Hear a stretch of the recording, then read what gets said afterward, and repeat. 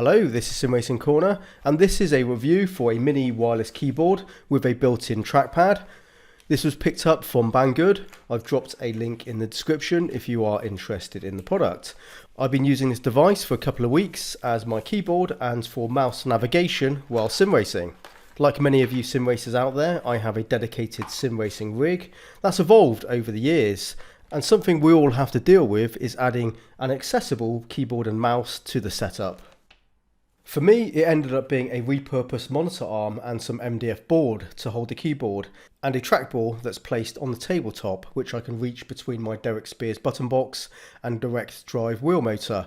And it all works very well, but I did go through different layouts and hardware to finally manage this setup that I was happy with. So there was time, effort and expense all invested before working out the most practical solution, because part of the puzzle is placing these peripherals around the other sim racing hardware, and indeed in my case working all that into my cramped sim racing corner area.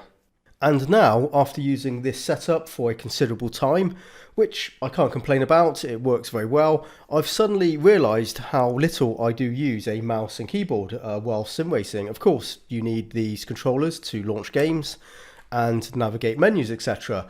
But beyond that, they don't get a lot of use. I have a dedicated button box and wheel rims with buttons and switches, which I use during races. And so that's the reason for this video, to see if one of these mini wireless keyboards is a viable alternative to cramming in a full-sized keyboard and mouse. And besides, it's a lot less expensive. This costs under £15. This wireless keyboard has a built-in rechargeable battery.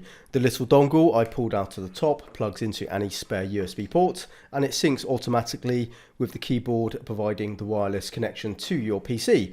The included cable is both a charging cable and a hub to plug the dongle into, which is a nice little feature. There's no software drivers required. As soon as it's hooked up, it just works. So let me try demonstrating its performance in a typical scenario, launching a game through Steam and then navigating the menus in the game.